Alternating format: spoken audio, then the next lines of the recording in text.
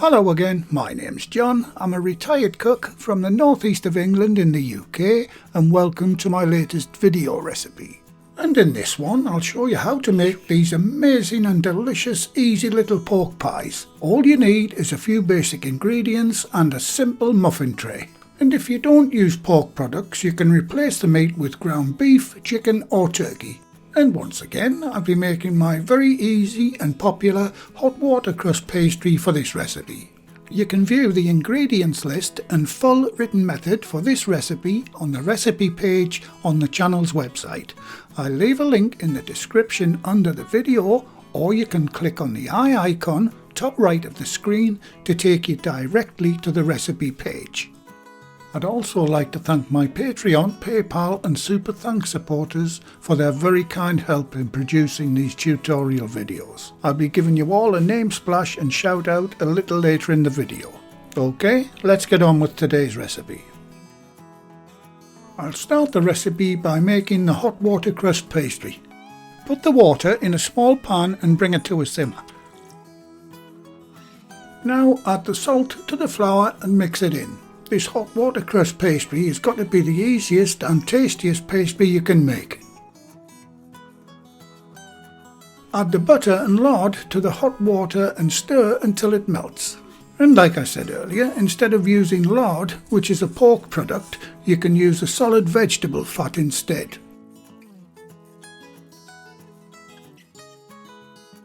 Make a well in the flour and add the hot liquid.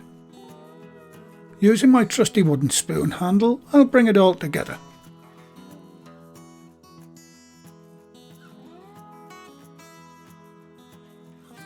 At this point, I'll swap to my bowl scraper to finish it off and scrape down the sides of the bowl.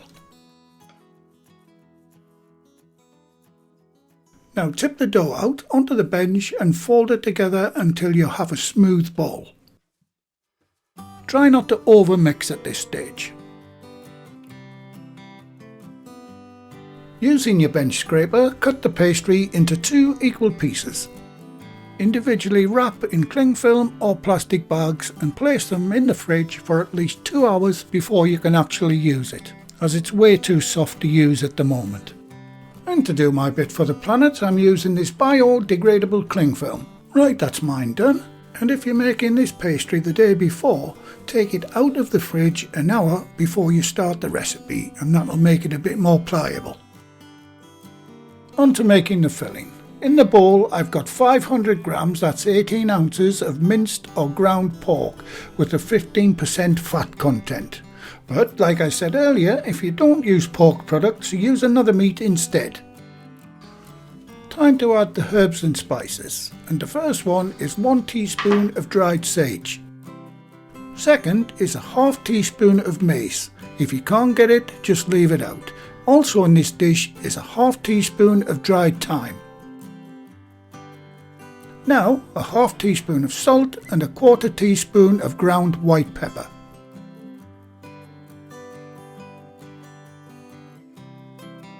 Finally, a pinch of nutmeg. You can use the processed ground nutmeg if you like, but I prefer to grate mine in fresh. And the mace I added earlier is the ground outer shell of this nutmeg. And that's it. All you have to do now is give it a good mix with your hands. I'll quickly speed through the mixing process, but in real time this takes about 2.5 to 3 minutes to mix thoroughly. Once it's all mixed, cover the bowl, and this is another great use for using my dough proofing shower caps.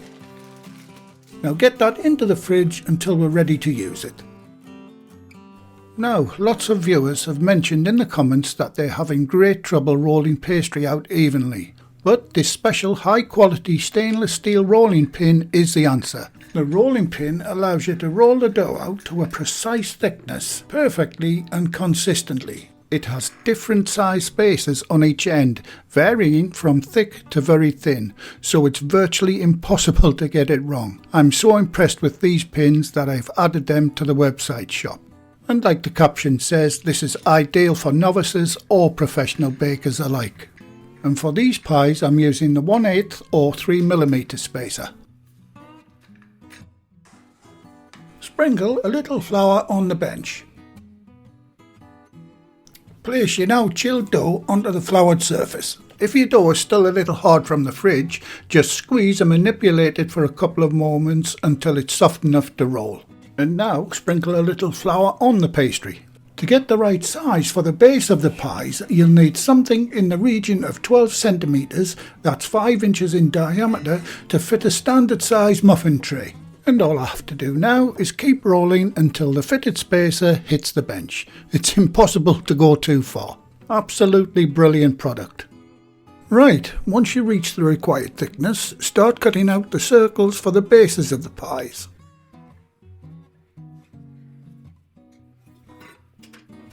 Dust each one with a little flour. Stack them up on top of each other.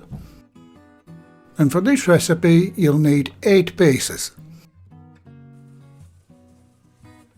OK, on to rolling out the pastry for the lids of the pies.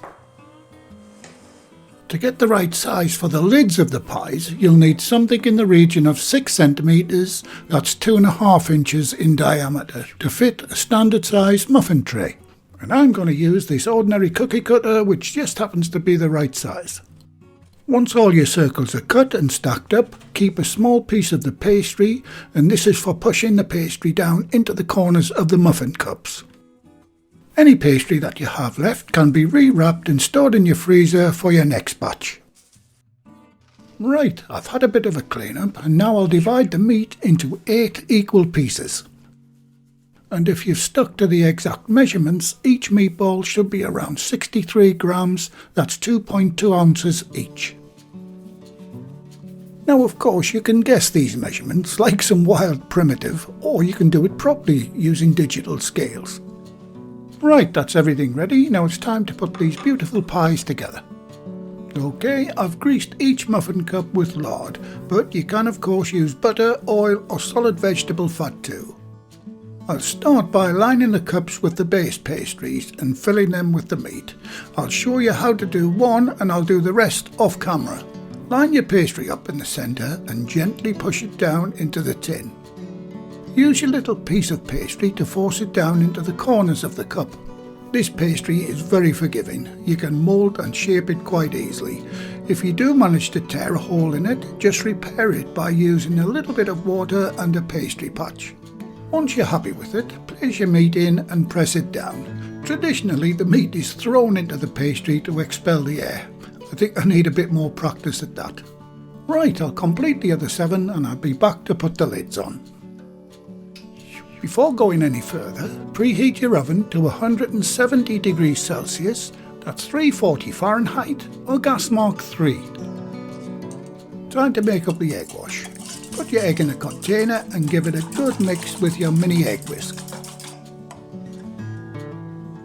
Now brush your egg wash all around the lip of the pastry. Try not to get any between the pastry and the tin, as it will stick when it's baking in the oven. Place your lid on and gently crimp the 2 pieces together as shown.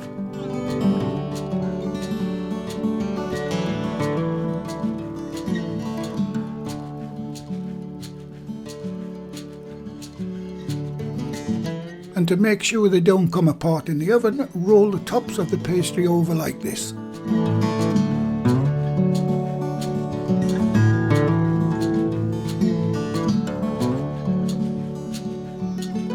There you go, now that should be perfectly sealed.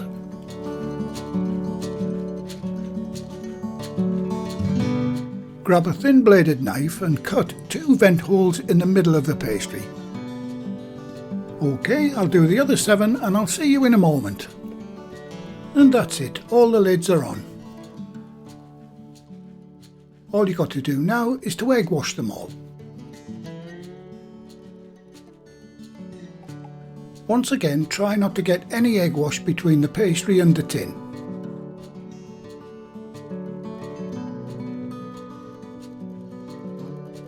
And the last job is to make sure all the holes are clear of egg wash.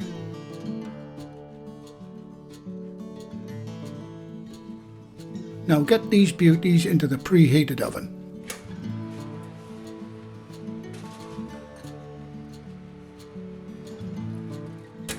Once they're in, set your timer for 40 minutes.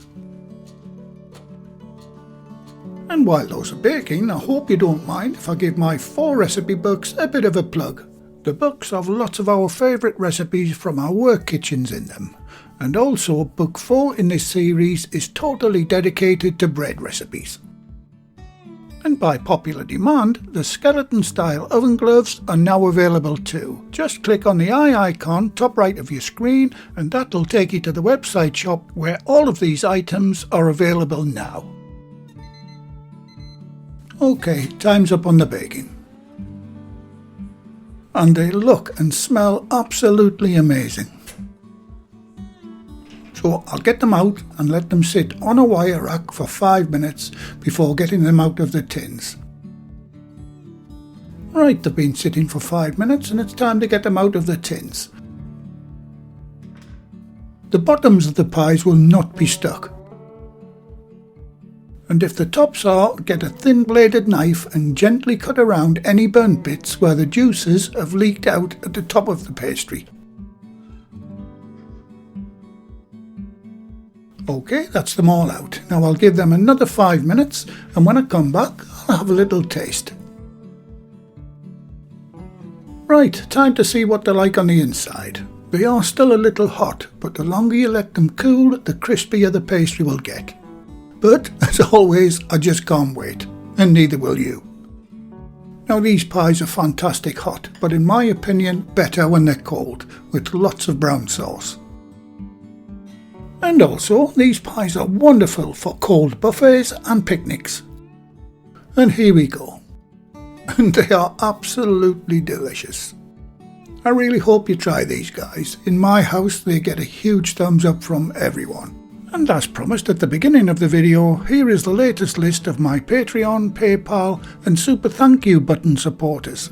And they are James Dowling, Gil Ramirez, Robert Crossland, Johnny Pon Soupsing, David Jansen, Lawrence O'Rourke, Patty, Bitty and Rick, Julie Rimmer Hunter, Tom Kennedy, Jenny White, David Van Reenen, Matthias Clayson, Leaf Longfield, Mint Love, Wild Will Weaver, user GU73WH8X, Mike the Weaver 923, Jens K 3250, Marky Mark 6578, York HS2, user CZ3WE1VY5X, and there's also 2 who wish to remain anonymous.